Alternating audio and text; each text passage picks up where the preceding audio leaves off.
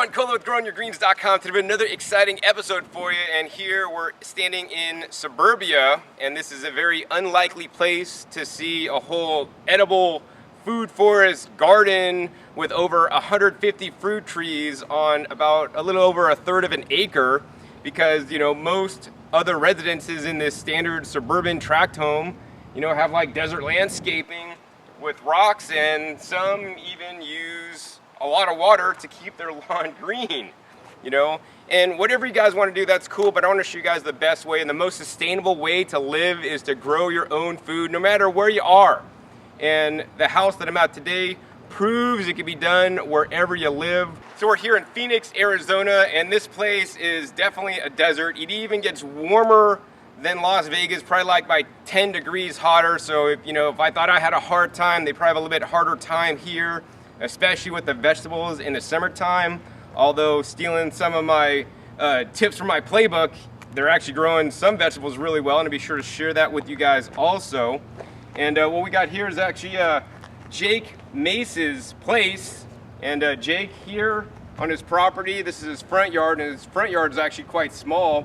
And besides having over 150 different fruit trees, one of the cool things is, I know a lot of you guys love tropical fruits like the lychee, the longan, the star fruit, the papaya, the mango, avocados, and I could just go on, Suriname cherries, jabuticabas. He's got all these fruits growing here in Phoenix, so now you guys don't have to even move to Hawaii or the tropics, right? Just move to Phoenix. And you could grow those things with a little asterisk sign, because especially in the winter, if there's a cold winter, you will have to protect your plants, but they will fruit here, as we'll see on this little tour.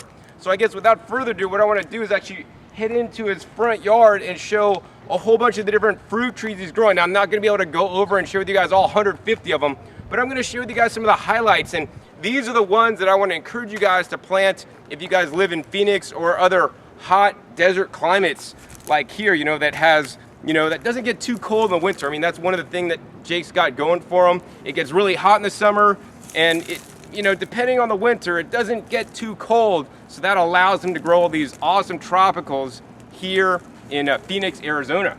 So to the existing fruit trees that were already here were these two big navel oranges, and it's cool that Jake has these awesome, huge, large navel oranges that produce a lot of fruit during the season. That wouldn't be one of the things I would grow, because think about it, I want to encourage you guys to grow things that cost a lot of money, right? Navel oranges are literally a dime a dozen, or they used to be at some point, but even in this day and age, I've seen, 5, 6, 7, 8 pounds for $1 sometimes in the season. So that wouldn't be the first thing I would grow. The first thing I would grow is right next door. This is actually known as moringa, or drumstick tree. You can see all these amazing seed pods growing off here. This also makes flowers, so you could eat the immature drumsticks when they're very small and little baby, and actually taste like asparagus. You could also harvest all these leafy greens, right? And here's the difference between growing a moringa and growing like a navel orange that's next door, right? The navel orange, you're gonna have to wait for this fruit to develop, to be green, to turn ripe, to drop off hopefully, and don't pick it before it drops off, because it's probably not as ripe as it could be and still gonna be acid. And that's what we were really after for this tree. I guess you could use some leaves maybe for flavoring, but you wouldn't consume a lot of those leaves because they're not good to eat. But with the moringa, you don't need to wait for the drumsticks or the fruits of the tree. You just eat all these plentiful leaves, and look, this tree has so many leaves. I mean, I know you guys might be buying lettuce or kale or chard or spinach, right? Why buy that stuff when you could grow your own moringa and eat moringa instead, right? It's gonna save you a lot of money, because think about it. Greens in the store, like organic greens, a bunch of chard, a bunch of kale, right? Depending on where you live, $2.99, $3.99 a bunch. And sometimes those bunches are like 6 leaves, right? Oranges, they're way cheaper. And the leafy greens, they're concentrated with nutrition. So this is like, has more beta carotene than carrots, and yada, yada, yada. And it's a lot more nutritious than like even kale, the moringa. So this is one of the plants that actually doesn't do too well when it gets too cold. These are 2-year-old plants or trees here that you guys could see. Before if it does frost, Jake will actually just cut it down, take all the leaves, dehydrate them, and powder them up and make super protein rich, amino acid rich, vitamin mineral rich protein powder that he could then put in smoothies and add to juices, take when he's traveling so he could still eat some of the food he grew at home instead of having to buy stuff. So I mean, there's ways to be smart and actually utilize the produce you're growing, and that's one of the things I like about Jake, and I'll be sure to interview him at the end of this episode, is that he actually grows this stuff, and he just doesn't grow it for show. He's actually growing it to eat, and that's what I recommend you guys to do. That's what I do, right? I grow my food to eat, not for show, not because gardening's my hobby. Like, I want to be able to eat the best food, and I really appreciate that about Jake, and wish more people in this whole gardening movement ate more of the stuff instead of like showing processed food recipes on how to make apple pie and all this kind of crazy stuff. Why not make recipes out of all the food you grow and show how you use it? You know, because that's the greatest benefit of food you're growing, is to get it in your body and your family's body as well. Anyways, let's go ahead and tour through some of this moringa and see what else we can find. All right, so here's some moringa pods that are dried up, and I want to show you guys these. I mean, these moringa trees were started with like little baby plants that were started from seeds. And when your moringa pods get too mature, right, these are the green ones that you might be able to cook and eat when they're younger. You could, you know, eat them fresh. But when they're older, and you guys can see the color difference on that, these are turning white. You literally just open this up and look at that. This is super cool. Look at all these little seeds. These seeds are like winged seeds here. And that's what they look like. And I've, you know, down in Florida at a place I visited called Echo, and you want to check my video on Echo out, E-C-H-O. And actually they use the seeds to purify water and do all kinds of crazy stuff. And actually, you could actually even eat the seeds. It's like eating peanuts. All right, so some of the other fruit trees that Jake has planted here in the front yard, I mean, some of these guys are just 6 feet apart. Are this amazing fig tree here. And you know, figs, another tree that you guys should consider growing. I mean, have you guys priced figs lately in the store, like organic figs? I just seen them the other day, like $5 a little basket full. The basket couldn't have had more than 5 or 6 figs. That's like $1 a fig, man.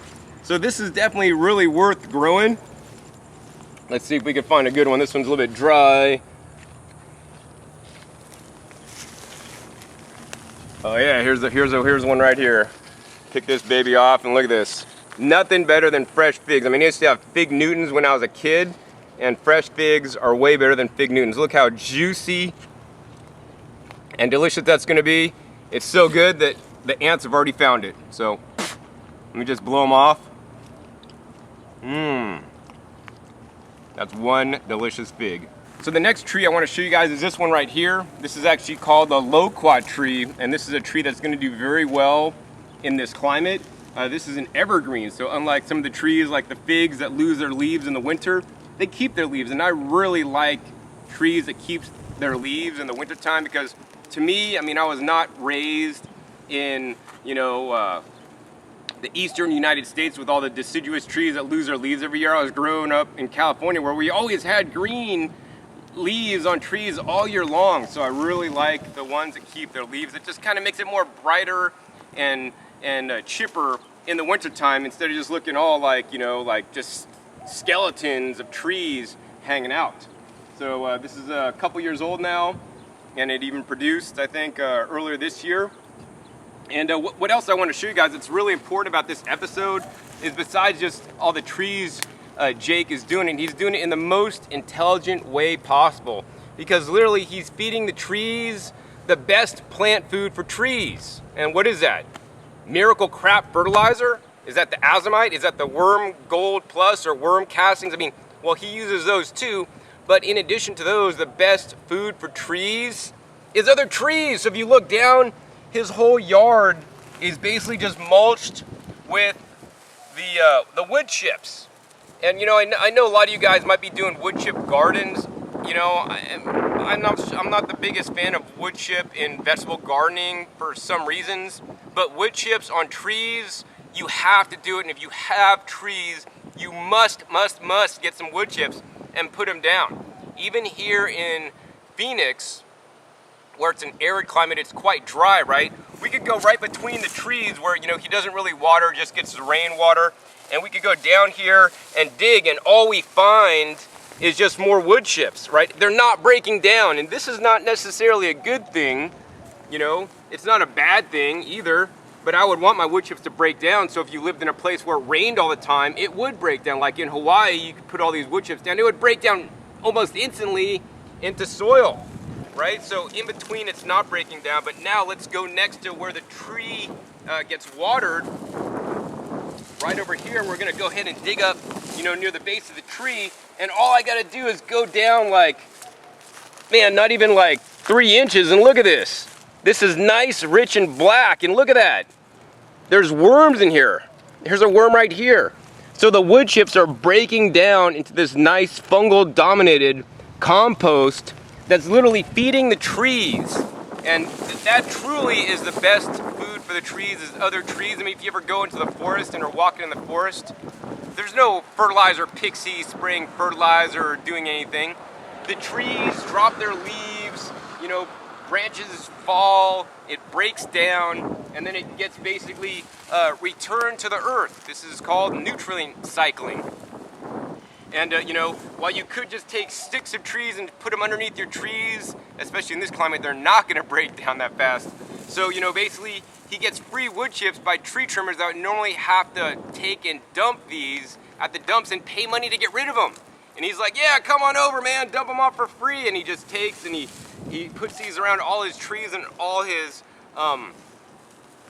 open ground to also conserve moisture. And that's another reason why the wood chips are beneficial. Besides providing nutrients for the trees, they're conserving moisture. And so, you know, he didn't always grow in this fashion. Before he started growing with the wood chips, right, he had brown thumbs, but just by adding the wood chips, his thumbs turned green instantly. Maybe I should sell that. I should sell wood chips. They're free. You guys just need to use them. All right, so next tree I want to show you guys another one for desert climates. My number one top pick. This is one of my favorite fruits of all times. This is known as the jujube fruit, also known as the Chinese date. So you can see here, there's some little small fruits starting to grow. And if we go down here, these are like the fruits that can be harvested, and when they're in this stage, like all yellow, you could harvest them and you could eat them kind of like crunchy like an apple. Maybe I'll pull off one that's kind of ready here and show you guys. It's like crunchy like an apple. That's pretty good. And I don't know if there's any out here, but what happened is they dry on the tree. So you can eat them crunchy, but you could also let them dry on the tree.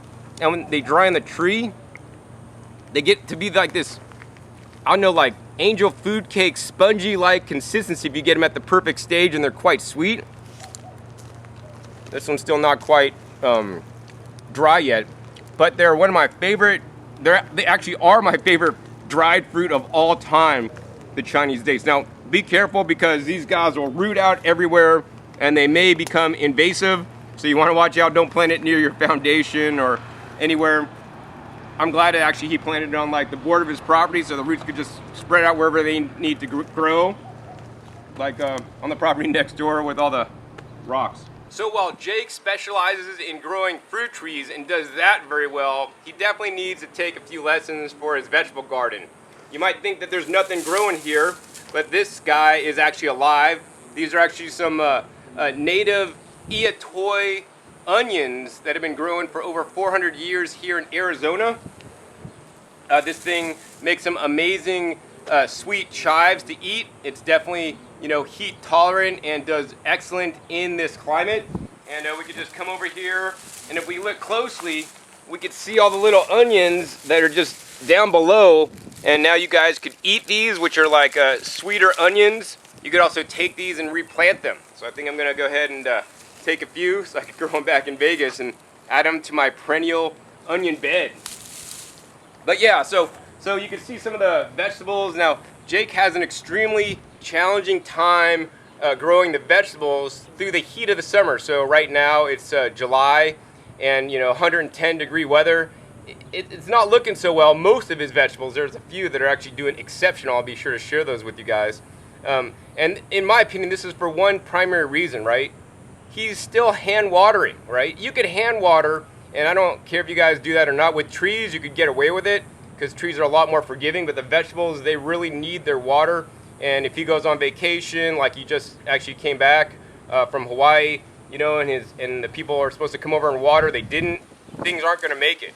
So one of the top tips if you live in a desert environment, the first thing you do when you set up your beds, besides securing the highest quality, best soil you can, is set up an irrigation system. So I really hope Jake gets on this really soon so he can be more successful and be that showcase garden, you know, like he should be all year long, including in the middle of the summer, because I know you could grow in the middle of the summer. I do it in Vegas and it was like 110 just a couple weeks ago, and all my plants are doing, or most of my plants are doing amazing.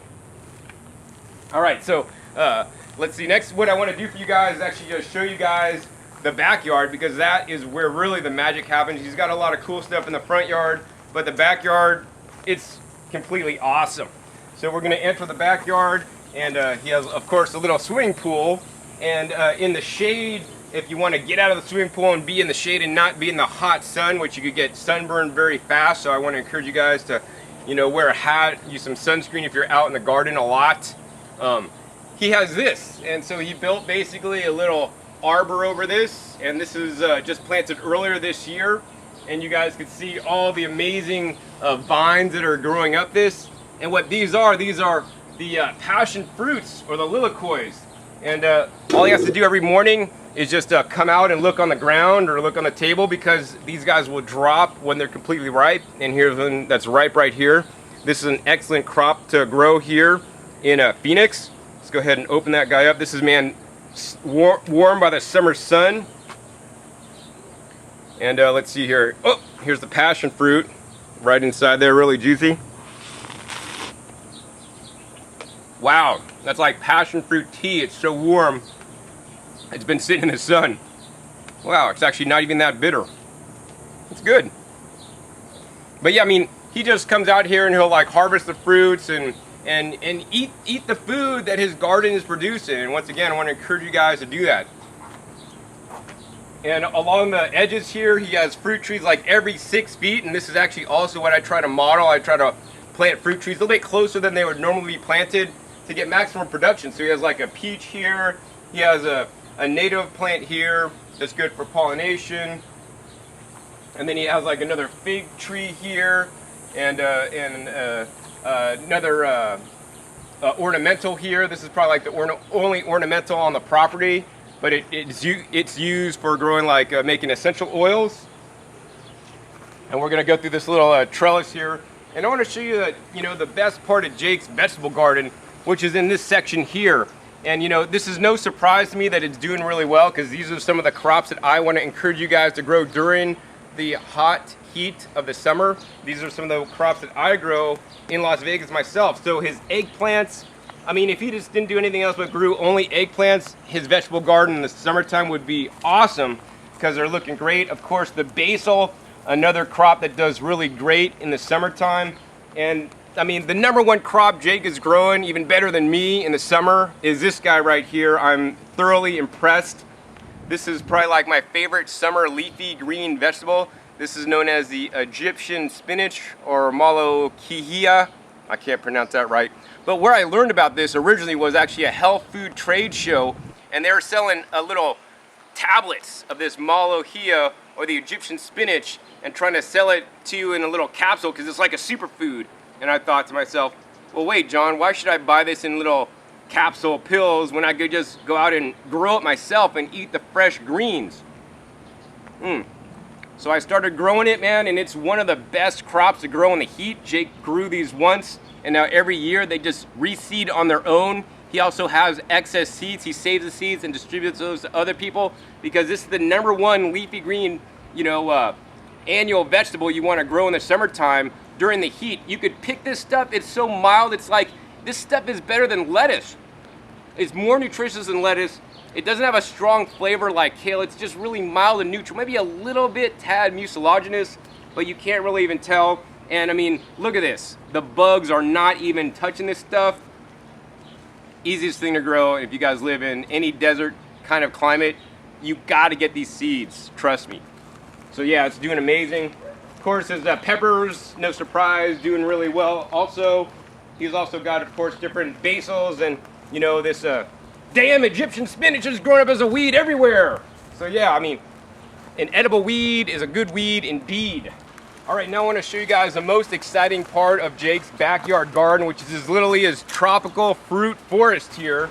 I mean, he's got trees such as the fig trees, and this right here is a star fruit tree that made lots of star fruits. This is a mango right here. And if you guys didn't believe me that you could grow mangoes in Phoenix, check it out. Here's this mango tree. He was already eating a bunch off this guy. There's one that's actually dropped and is rotten on the ground. But here's some ripe mangoes on the tree here in Phoenix. They're not quite ripe yet, but it can be done. Now, you know, I'm not gonna say it's easy, because some of these fruit trees, Jake actually will hand pollinate. So that's a lot of work. I prefer not to hand pollinate things. I got better things to do with my time, but he does, and it's working very well for him. Now, besides the mango, which is probably the #1 favorite fruit in the world, one of the ones I like a lot, and so does my girlfriend, is this guy right here.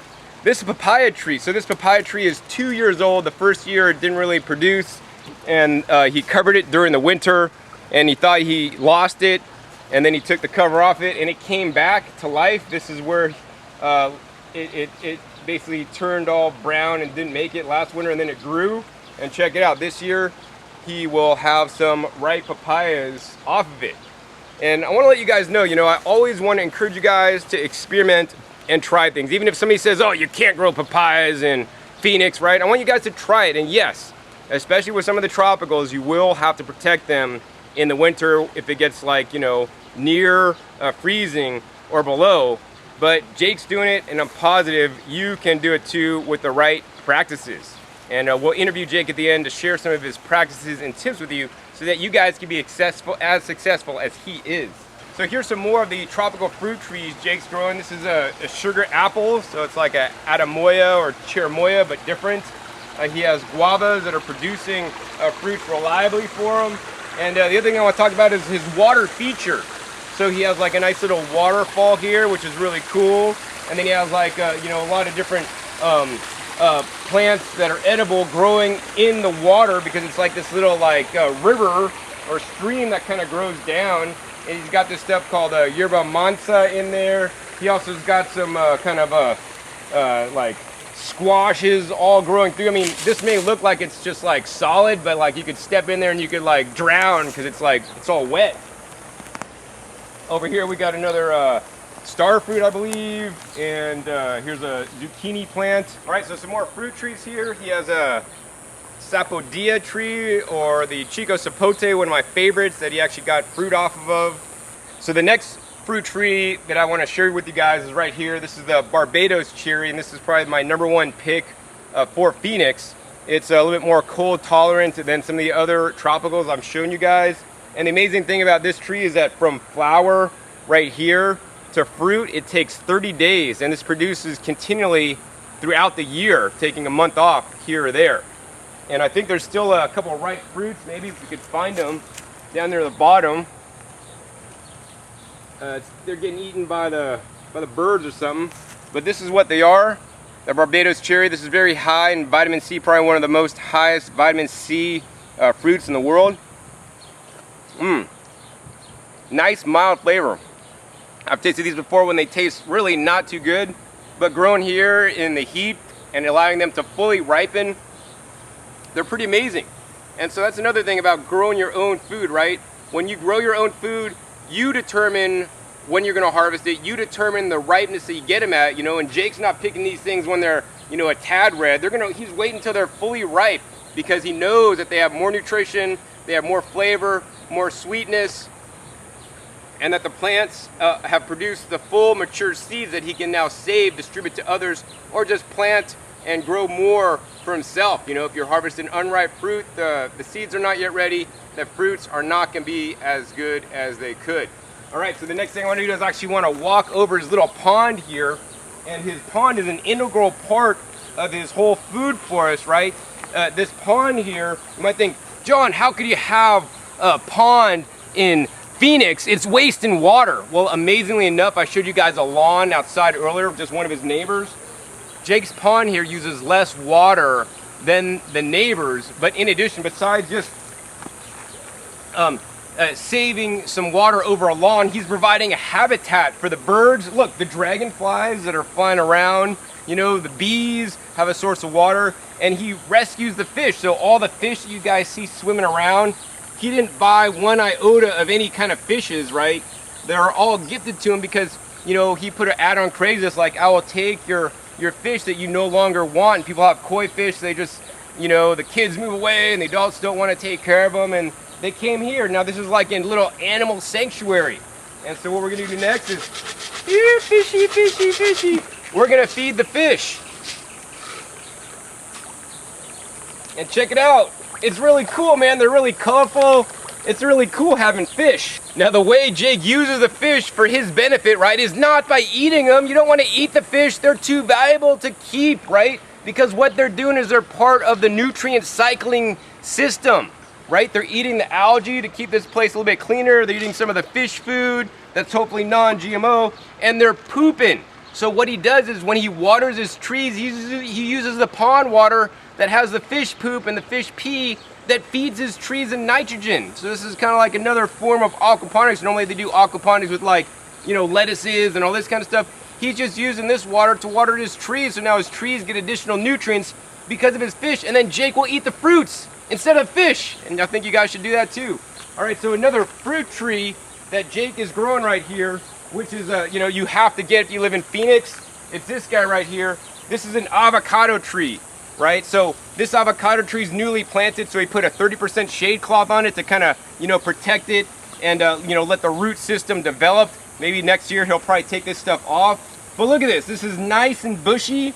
And the amazing thing is that this is a Arizona native avocado tree. John, I thought avocados were native to California. Well, not quite. This one was found at a ranch, I don't know, out in the couple hundred miles from here, and just growing out in the desert, and it produces avocados. And this is called the Aravaipa avocado. And you know, this is a tree that if I lived in Phoenix, I would grow because it could take the climate here. And I mean, avocados, I don't know if you guys priced avocados lately in the store, but sometimes avocados run like $1 each. You could get whatever, 6 oranges for $1, but an avocado is $1 each. And I love avocados. They're so delicious, so rich. And you know, these guys will produce reliably here, whereas many other varieties that you may try to grow in Phoenix, you know, the Mexicola, the Haas and the Fuerte, you know, may not reliably produce because that tree was not naturalized in this very climate. So I'm glad that Jake is being able to make some of these available through a partnership he has to others, so that you guys could also grow your own avocados. Once again, this is one of my top picks for growing here in Phoenix or anywhere with similar climatic conditions. So another amazing fruit tree that actually does quite well here is this guy right here. Once again, he's a new planting, so he's underneath the shade cloth, 30%. This is one of my favorite fruits in the tropical world anyways. This is known as the long-on or dragon eye. As you guys can see, this guy, for being so small, is just loaded up with fruit. This is another one you will want to grow, although you will have to protect this if it gets too cold in the winter, whereas the avocado we just showed you guys, you don't have to protect because it's naturalized for this climate. And yeah, it's amazing to me that you could grow long-ons and they reliably produce here in Phoenix. So next, let's go ahead and go to the other side of the yard and show you guys some more of the fruit trees Jake's growing. And once again, you know, this is all wood chipped in. And you know, near the back fence, he probably has about like 2 feet of chips back there, and it's all over time breaking down, especially right near the trunk where he waters, you know, every other day basically. You know, he has grapes, he's growing things up trellises on the side of his house to shade the house out. Here's a carob tree. This is one of my favorite honorary fruits. Carob is much healthier for you guys than chocolate, and it will reliably produce here in Phoenix. And this is a crop that you could actually store the carob pods throughout the winter and eat them as you need them, unlike fresh fruits that you got to eat or they go bad on you. So yeah, carob tree, it's amazing that he's growing it here. Let's see what else we could find here at Jake's amazing fruit forest. So here's another tree that does quite well. This is actually the pomegranate tree. Pomegranates do amazing in the desert, and there's like over 200 varieties of pomegranates you guys can grow. And you know, all of them will do amazing in the desert. And now besides just growing the trees, he's also got other animals besides just the fish that he's taking care of here on the land. And here's the guy right here. This is an African tortoise. He weighs almost as much as me. He's almost 100 pounds. Actually, I weigh quite a little bit more than 100 pounds. And the number one reason Jake doesn't have any weeds in his garden here in the back is because of this little guy.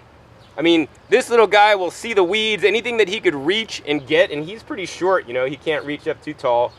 He's gonna eat, and so he mows down all the weeds like they're nothing. Jake will like basically rotate the tortoise like they rotate goats on different plots. So he'll take him out to the front yard. He built a little fence around it so he could the tortoise could weed the front yard. This guy loves the tree collars, especially the tree collars growing the rock dust. And that's one of the reasons why this guy's so large here. And yeah, it's definitely pretty interesting that Jake has a pet tortoise that does all his weeding instead of having something more common like goats. All right, so here is the home for the tortoise. And you know, this is not an enclosure because the whole backyard is the enclosure. The backyard is the tortoise's home. He has a little home where he just burrows underneath there and he stays cool. And then on top of that, of course, Jake is making the use of all available space to grow more food for himself. And what we have up here is the dragon fruit cactus vine. So hopefully it'll fruit pretty soon, but it's taken off and it's growing pretty amazing so far. In addition, Jake also has other animals, and I want to get into that right now. One of which is a nice giant bunny that's hibernating once again underneath the ground. I think this bunny is like 20 odd pounds, which is actually quite large for a bunny. And once again, this is grown on rock dust. So, you know, I want to encourage you guys to use rock dust, which will add trace minerals to your soil. It also adds the trace minerals to your plants, which will allow them to grow bigger. And then when you eat them, you might just grow bigger too. So the next thing is Jake has a whole vegetable garden here, but I'm not really going to get to show you guys that today because basically Jake is in the middle of getting it ready to replant for the fall season that he does in August. So he doesn't pretty much have anything growing right now.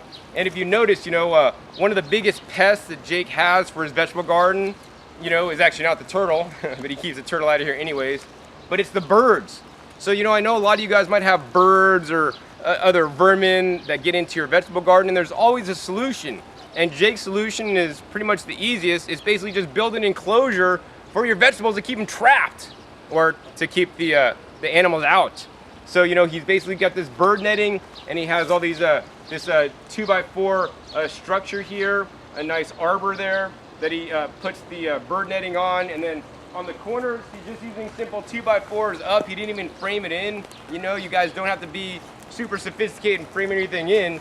He just put these 2x4s up, sunk them in the ground, and he stapled the bird netting to it, and he just runs the bird netting all the way across. I mean, this is not too difficult to you know, keep the birds out if that's what you want to do, but you just got to get out there, get some bird netting and some 2x4s and do it. What you guys are seeing right now is basically a little apple orchard where Jake plants lots of apple trees. And now I want to head over to the chickens, right? So the chickens that Jake has are rescue chickens, right? They're given up by a family that no longer wanted the chickens. So now Jake uses them for his benefit, right? And they're all in there. I think they're trying to keep cool in the hot sun of the day. Here's one of them eating and drinking. And look at that guy. Would you guys want to like kill that guy and eat him for dinner? Well, that's what many Americans do. They eat chicken, but Jake would probably never eat a chicken. So Jake uses these guys for their manure. He'll feed them, you know, vegetable scraps, some of the scraps that are like not good for Jake to eat, but he can feed them to the chickens. So once again, he's cycling more nutrients. He'll put in wood chips into the chicken pen and scoop those out on a regular basis along with the chicken manure, allow those to compost down. And then guess what? Jake feeds his trees with it, right? Really, you know, important to feed your trees the most natural way possible. And a lot of organic gardeners, you know, may use chicken manure out of a bag, but why get it out of a bag when you could have it yourself? Because let me tell you this, even organic chicken manure fertilizer that's sold as organic could be from, you know, animal agriculture, intensive animal agriculture farms that feed their chickens genetically modified foods, you know, antibiotics and chemicals and hormones, right? And these are not good waste products or fertilizer we want to use on our garden. So if you want to use manure, I recommend that you guys absolutely make it yourself. That's the best way. But really, you know, as you guys have seen in this episode, I mean, the main fertilizer Jake uses is the compost of trees. He feeds trees to trees, and he also makes his own compost that I didn't get to show you. I mean, time's getting thin. I showed you the majority of Jake's garden. What I want to do next is actually sit down with Jake and interview him about some of his trials and tribulations and what he's learned over the years that he's been growing here and how he's been able to be so successful and even give tours here at his Phoenix home of having over 100 people in at one time to show him this amazing tropical fruit orchard and vegetable garden to teach others in the area how they can do it too. All right, so now we're with Jake Mace, and he's basically made this whole backyard and front yard fruit orchard happen for you guys. So Jake, what was your motivation to put in, you know, all this? I mean, it looks like it was a lot of work, and probably still is.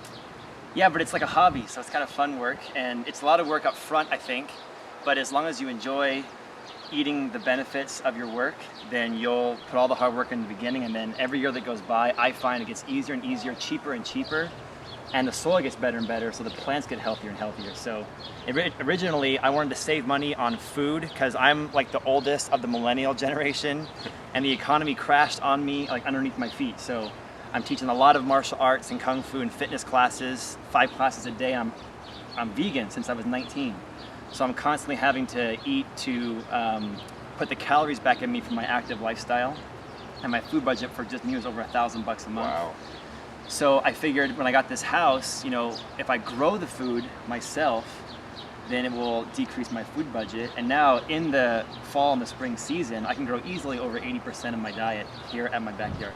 That's awesome. Man, I want you to get up doing 80% in the summertime, man. Okay. Get some more vegetables in. All right, so anyway, Jake, let's talk about, so you're into martial arts, and how does that relate to like gardening and growing your own food? Well, I think it's almost the exact same thing. So not only the pursuit of martial arts mastery, whether it's karate or taekwondo or kung fu or whatever, is all about, you know, conditioning your body, your mind, and your spirit all together. And so the food you're growing at home in your garden could help your martial art practice, but in the martial arts, we're always trying to work on our self-defense abilities against an attacker, somebody who would try to hurt us or take our life. But in reality, the majority of people are going to be attacked by cancer, heart attack, degenerative brain disease, and all these diseases that shouldn't really be diseases, like diabetes and gout and things like that. So I think that growing your own food and eating it at your house, like the Egyptian spinach, the kale, the collards, all that stuff, that's the real self-defense we all got to be practicing, because that's the self-defense of your heart, of your organs, of your blood, and then have the martial arts as a backup. Yeah, just in case shit hits the fan, you gotta protect your food. They can protect your health and your physical self. The Chinese like to compare yoga and kung fu and say, you can reach enlightenment with yoga or with kung fu, but the cool thing about kung fu is that you know how to defend yourself against somebody who tries to push you off your cushion. Awesome, Jake. So tell me more about the wood chips, right? Because you were telling me earlier that you had challenges gardening, but then when you started using the wood chips, like your thumbs instantly turned green. Can my viewers' thumbs turn green if they started using wood chips too for their trees? What do you think? They got some cherry stains on it. Yeah. No, seriously, overnight. So the first 2 years, I was trying to plant peach trees and pomegranates and figs, and I was having a lot of problems because when the summer would hit, the plant would droop. So then I would water them, but then I had to water them so much, it would flush nutrients away from the root zone, and my water bill was super high for only like 10 trees. So I initially took the fence down back there and pulled a landscaping truck in like 30 to 50 cubic yards per dump. And we started spreading the wood chips out, and I started using mulch and wood chips around the tree's root center, and it was almost instant. My water bill cut like easily 5 times cheaper. Wow.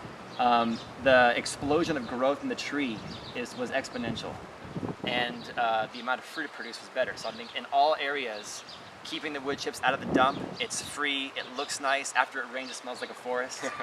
It brings the microbes and the bugs in to the health of the tree, and it eliminates the use of water. Yeah, I mean, wood chips. Wood chips are amazing. Now Jake is using them for the trees, and I 100% advocate how Jake is using them for his trees, just on top of the ground, watering them in, letting them break down. But I don't necessarily recommend that for vegetables. You know, how do you use your wood chips, Jake, with your vegetables? Do you like mix them into the dirt, put them on top, and let them layer in and just compost over them and mix them into your soil, or what? No, I never do that because I think that would put too much carbon initially into the soil. On my YouTube channel, I've shown a few videos where I kind of tuck the wood chips around the top, or on the top of the soil around the plant, like a duvet, like a covering, and I kind of put a little cover on the top of the soil around each plant. And what I notice is that every time you water, as the season moves on, the wood chips break down, the microbes explode, the bugs come in, the beneficial bugs come in, and the plant needs less water and can actually grow healthier from the wood chips being on top. So I encourage people to put the wood chips on top of the soil around the plant in Phoenix because it's so dry here. I think if you were in like Canada, Washington, Georgia, it might be too wet for that, but I've had a lot of success with wood chips on top. Yeah, I mean, I would totally advocate putting wood chips on top or using some kind of mulch if that's what you want to do. I try to do like a living mulch, but after visiting Jake's place and see how wood chips working for his trees, I might try to do that with some of my vegetables, but then the thing I would do is I would scrape them off at the end of the season if they didn't break down, because I don't want to mix those in with my soil because they may actually suck nitrogen out of the soil. But the preferred way that I actually like to incorporate the wood chips into my vegetable garden is by using 100% composted wood chips into my garden beds. So I'll use basically the black, cold composted wood chips once they're composted down and added to my garden. So one of the suggestions I gave for Jake, besides putting in an automatic irrigation system so that it'll get watered, is to actually just go around to some of his trees, because all underneath his trees it's like black gold soil, right? It's working very well there, and the trees can handle that. So I want him to like just dig up maybe a scoop out of every tree, some of that black, rich, fungal dominated compost, and start adding that slowly into his vegetable beds. And I believe and almost know that that will make a difference and you know, increase the soil fertility for his vegetables, you know, like they are doing for his fruit trees. You know, one of my favorite gardens in the world besides your garden is the San Francisco Botanical Gardens in Golden Gate Park. And I went there just a few months ago. I know you have roots in San Francisco too. And that place uses so many wood chips, and those must be some of the most intelligent gardens in the world, right? San Francisco Botanical Garden, maybe, I don't know. But the amount of wood chips they were bringing in there was mind-blowing. They had wood chips everywhere, and every time I stopped and scooped under the wood chips at the Botanical Garden in San Francisco, just tons of worms. So if they're doing it, then I'm doing it. Yeah, I mean, Jake has worms here, even in Phoenix, and in San Francisco. I mean, I grew up there. I would ride my bicycle to school every day, and my hair would be dripping, not because it was raining, but because it's so humid there, and it's just so liquid. So that means the wood chips are gonna break down faster and turn into soil faster, you know, whereas Jake has a little bit more challenging time getting the wood chips to break down, you know, just in the open area, but where he's watering, that's where it breaks down. Now, I wouldn't necessarily recommend wasting water to water the in between the beds, you know, to break your wood chips down. That'll happen over time when nature calls and nature has to pee, and it, you know, pisses everywhere on us. A monsoon of pee. Monsoon of clean pee. Yeah. All right, Jake. So the next thing I want to talk to you is about, you know, your animals on your farm here, and we got the fish behind us. You guys saw the tortoise. You got cats and dogs and rabbits and chickens. I mean, what's your opinion of animals in, you know, using them in a system like this? How do you use them, and what are your thoughts on that? Well, so each one has individual jobs. Just like I have a job, they have a job. They don't even know it. And I don't like using animals, but we give them a good life, and they're like, I don't have any kids, so those are my kids, my animals. But they also do labor, you know, like the tortoise eats the grass and the weeds. The chickens will eat scorpions and bad bugs, and they'll produce chicken manure. The rabbit is like soft and cuddly, but he also will eat all my scraps that have gone bad in my garden, like leafy stuff or carrots that have gone bad, and then he poops out manure that I can use. My dogs are security. Somebody tried to break in one night and steal my chickens. My dog's barking away. And my cats, I'm still trying to figure out. They're kind of like, I think I'm kind of on their turf, so to speak. But here's the thing for me, like when I was 19, I went vegan, and I'm 33 now, so like 14 years of plant-based lifestyle. And at first I did it just for health benefits because I had some fitness and martial art teachers who were vegan, and they were strong, and I was like, I want to be strong like them, let's eat plants. But as I started going to seminars and learning about it, you know, I'm 33, I can no longer separate my life and my gift of life from their life and their gift of life. So who am I to slaughter a cow or a pig or a chicken? How egotistical of me would that be for food when I can eat the Egyptian spinach and have the same quality of healthy life? And I still have ice cream. A greater quality, because I'm not going to die of the same diseases like a heavy meat diet person might. And I still do everything everybody else. I go to Chipotle like anybody else. I just have a bean burrito with salsa and guacamole. I eat out of my garden, and I'll eat raw out of my garden, or I also cook it sometimes. And I make the most epic salads, and when you eat a salad from my garden, it's so nutrient dense that you're completely full.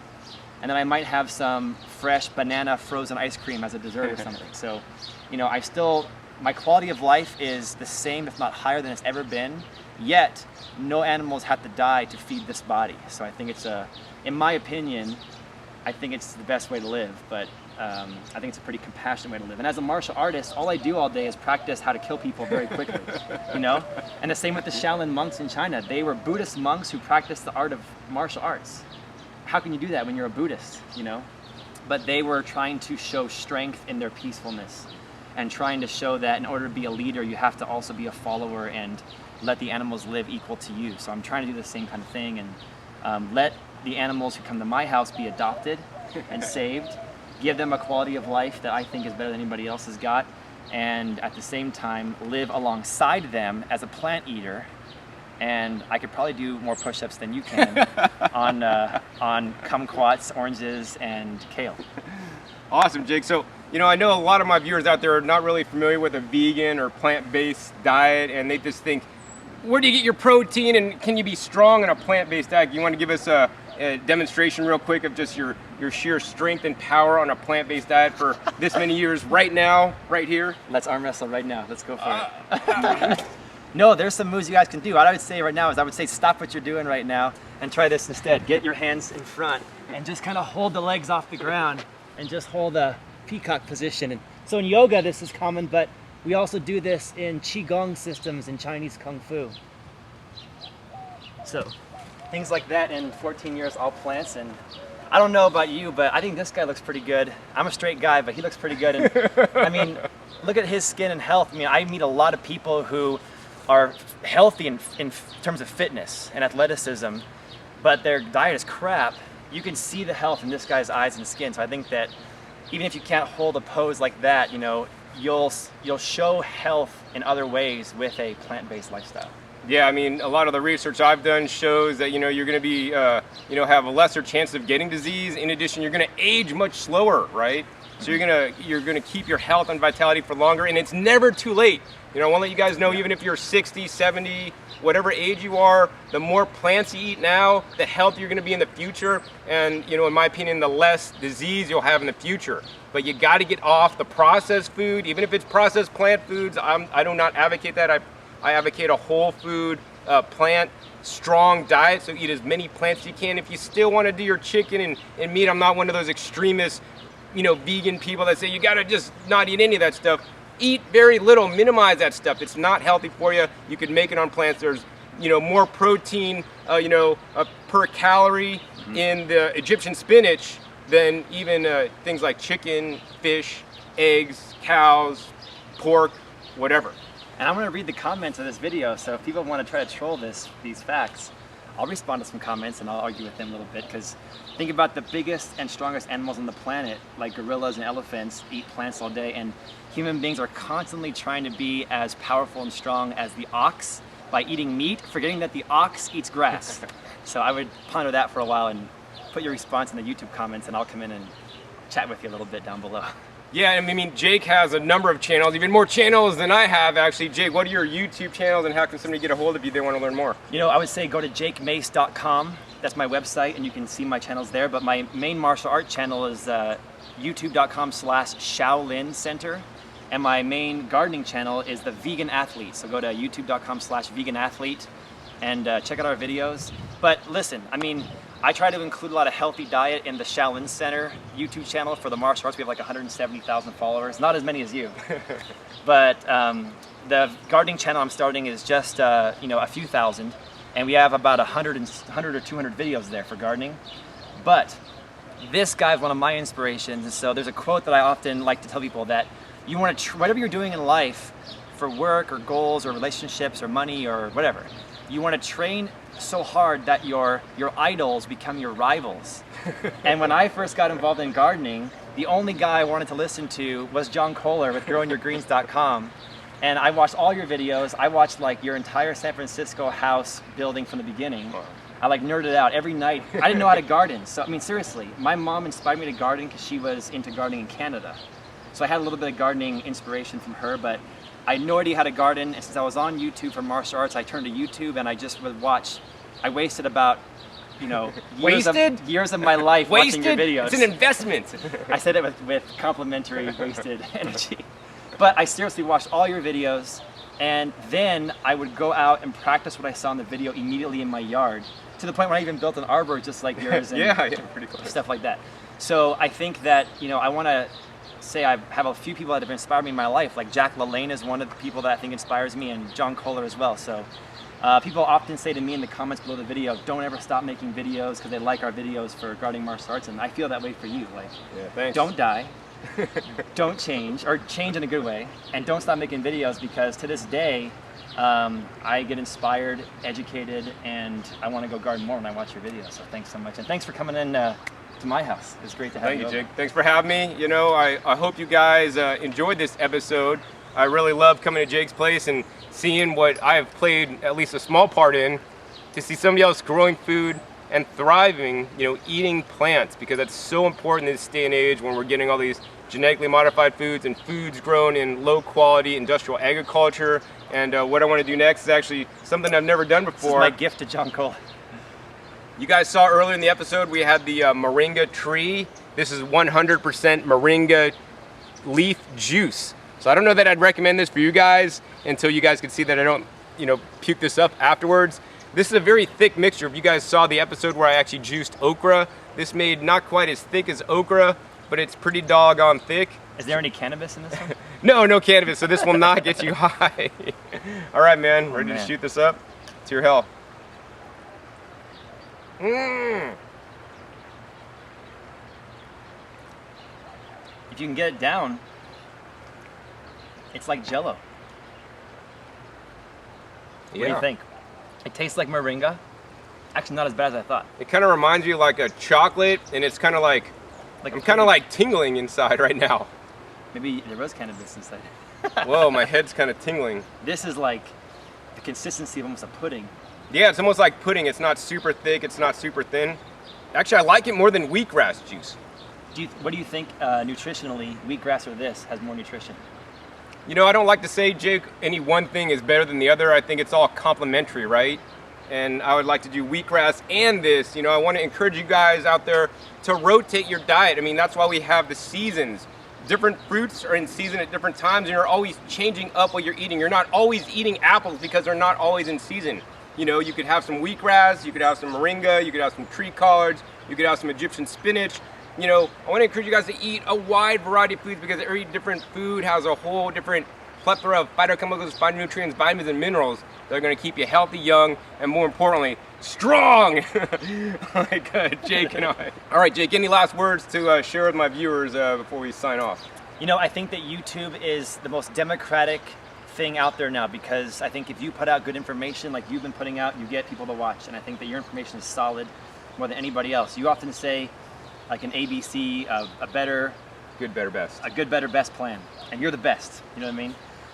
But there's one video that I have that I love of yours. There's a video. If you search on YouTube for John Kohler, Portland, Oregon wood chip garden. Yeah. That was my favorite video of yours to this day, where they had the huge dinosaur kale. Right. Yeah. And that really inspired me to do the wood chips. I got a truck of wood chips that week. Wow. So I would say, in passing, when you guys garden and you eat out of your garden, you will eat more healthy stuff because you grew it, and your kids might grow it, and you want to eat it. You don't want to waste it. Plus, it will teach you about the earth. You'll start to understand the seasons better, and you'll start to understand how the life cycle of living beings on planet Earth work. And I think that the more I garden, the less I'm afraid to die, because I just realize it's just all part of the great circle.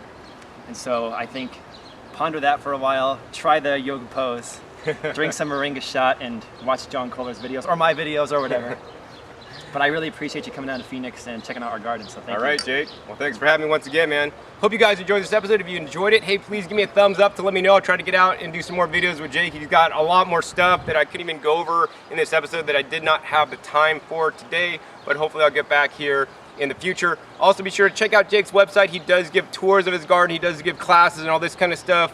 You know, if you live here in Phoenix or the surrounding area, I would highly encourage you guys to check him out. He is definitely doing the right stuff, on the right path. And yeah, he's awesome. So anyways, also put links down below to his website and his YouTube channel having to do with gardening so that you guys could grow more effectively in Phoenix, other hot desert climates, no matter where you live. Also be sure to subscribe to me if you're not already. I'm coming out with new videos all the time. And be sure to check my past episodes. I have that episode that Jake mentioned on supersize your garden with wood chips and rock dust. That episode I did in Portland, that was motivating to me and still motivates me to this day, because still my dinosaur kale is not that big, and I'm still on this whole learning and growing process, just as you guys are as well. So once again, my name is John Kohler with growingyourgreens.com. We'll see you next time, and until then, remember, keep on growing. All right, this is John Kohler with growingyourgreens.com. Today, another exciting episode for you, coming at you from my garden here, just gardening in the pretty early morning because it heats up really fast here. But, you know, I was actually in the garden working, and I thought I'd actually stop and take the time to make a video for you guys, because what I was thinking about and what I'm doing today is actually quite important.